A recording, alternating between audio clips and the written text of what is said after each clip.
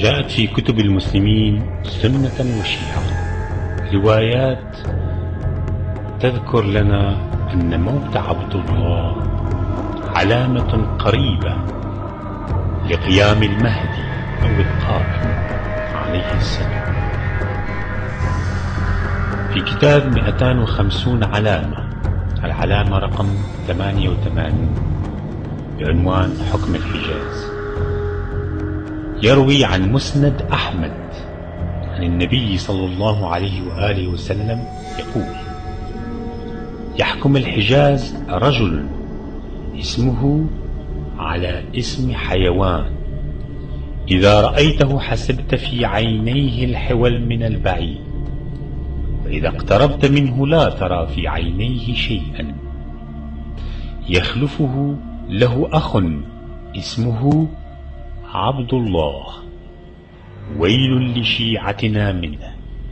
أعادها 3: بشروني بموته أبشركم بظهور الحجة. عن الإمام الصادق عليه السلام في البحار في الجزء 52 الصفحة 210: لا يكون فساد ملك بني فلان حتى يختلف سيفان لبني فلان، فإذا اختلفوا كان عند ذلك فساد ملكهم. وعن أبي بصير قال: سمعت أبا عبد الله عليه السلام يقول: من يضمن لي موت عبد الله أضمن له القائم. ثم قال: إذا مات عبد الله لم يجتمع الناس بعده على أحد، ولم يتناهى هذا الأمر دون صاحبكم إن شاء الله، ويذهب ملك السنين ويصير ملك الشهور والأيام. فقلت: يطول ذلك؟ قال: كلا.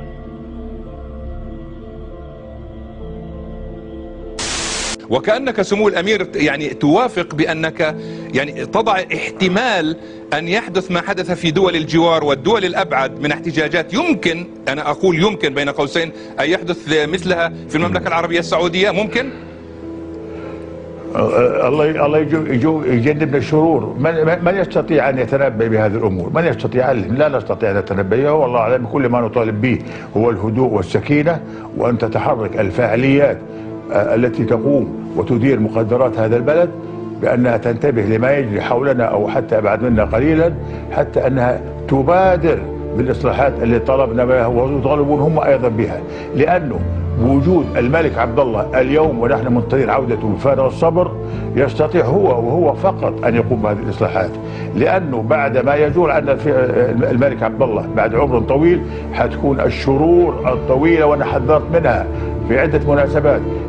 الذي سيأتينا هو المستقبل الغامض، نريد أن تحل هذه المشاكل في حياته. وهذا هو السؤال، هذا هو السؤال سمو الأمير. في الواقع ما يقال بأن هذه الاحتجاجات والتغييرات التي تشهدها المنطقة العربية والسعودية يعني على جانب هذه المواقف، يعني هي تراقب أيضا في هذه الحالة، تتسم أهمية إضافية في السعودية بالنظر إلى اعتلال صحة الملك وولي العهد والحديث عن الخلافة في السعودية. مثلا هل موضوع الخلافة محسوم بالسعودية؟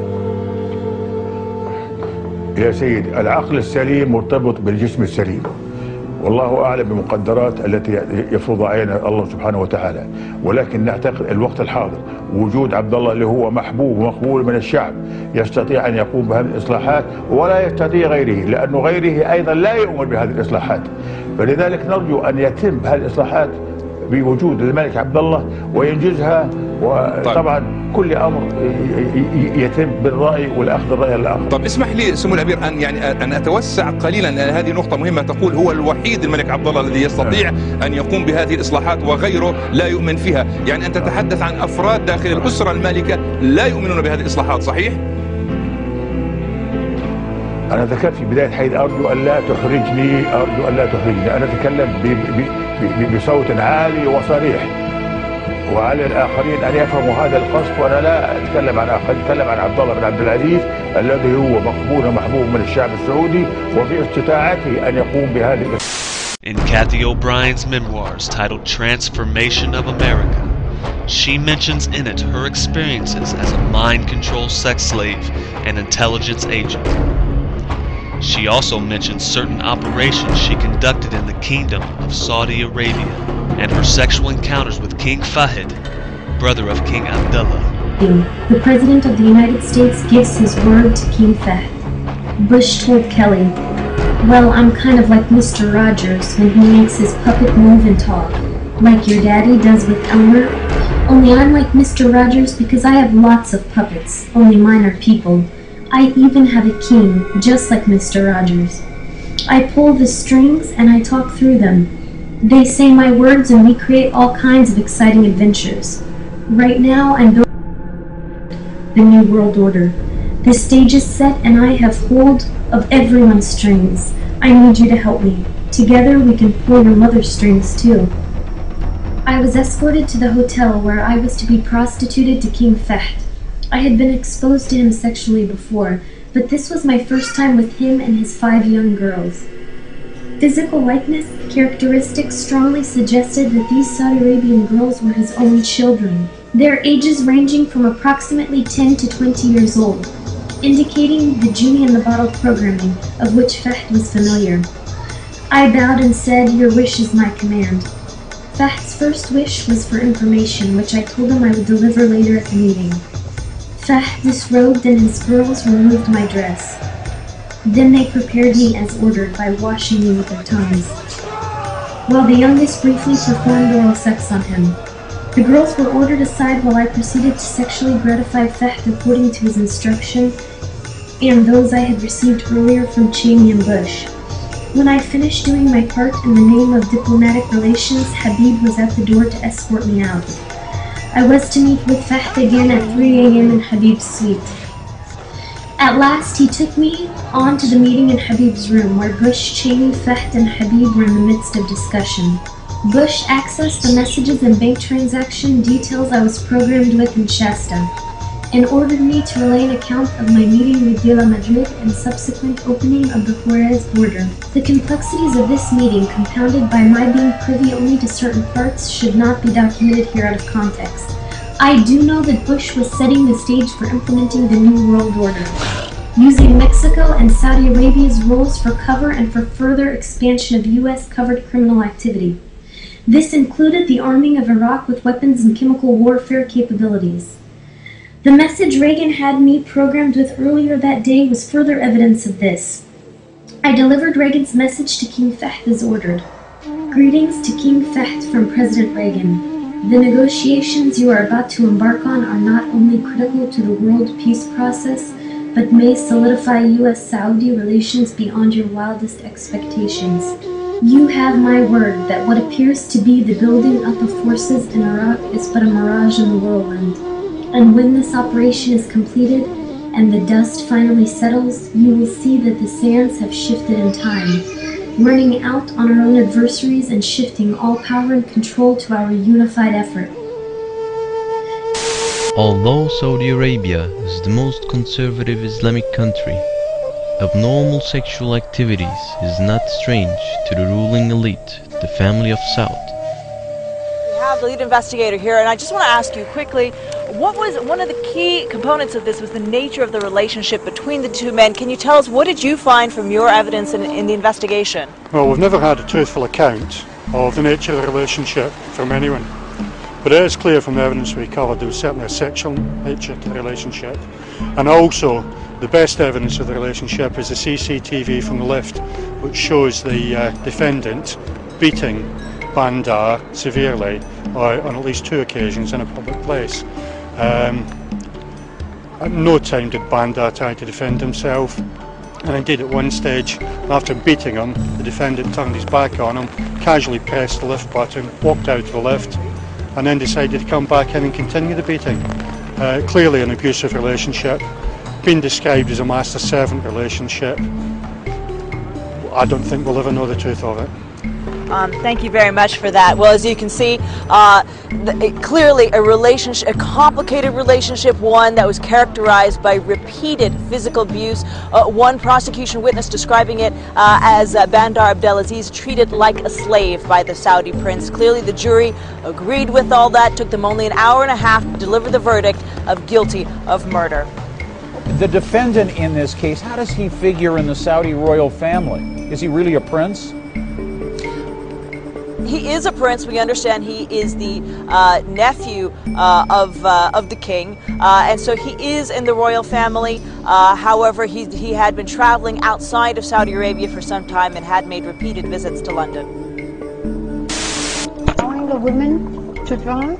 المرأة هي أمي، هي أختي، هي بنتي، هي زوجتي. أنا مخلوق من المرأة، والمرأة مخلوقة من يعني الرجل. يعني عند الآن في يعني البادية الناس يعني يسوقون، لأن العادة رجالهم راحوا للشغل في يعني المدن، أصبحوا ما في عند حلالهم إلا النساء. أصبحت النساء تسوق وتروح وتجيب يعني كل ما تحتاجه من يعني المدن أو من المياه يعني لا فيه، لكن المدن ما صار فيها شيء. وهذا شيء يمكن يعني مع الزمن، مع الوقت، الصبر جميل. يوجد العديد من السلام والتحية على ابن عمنا الموقر. وعليكم السلام. قولوا للناس ليصوموا 3 أيام.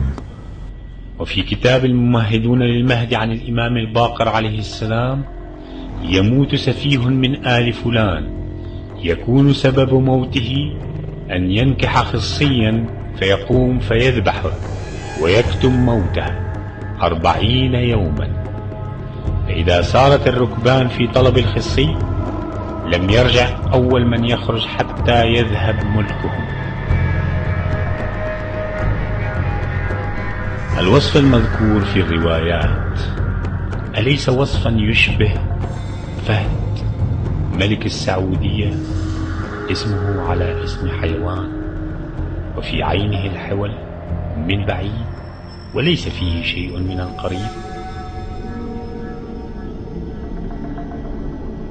وليس من السهل أن تجتمع هذه الصفات في شخص وقد حكم بعده أخوه عبد الله. فإذا كان كذلك فلم يبق من الرواية شيء سوى خبر موت عبد الله.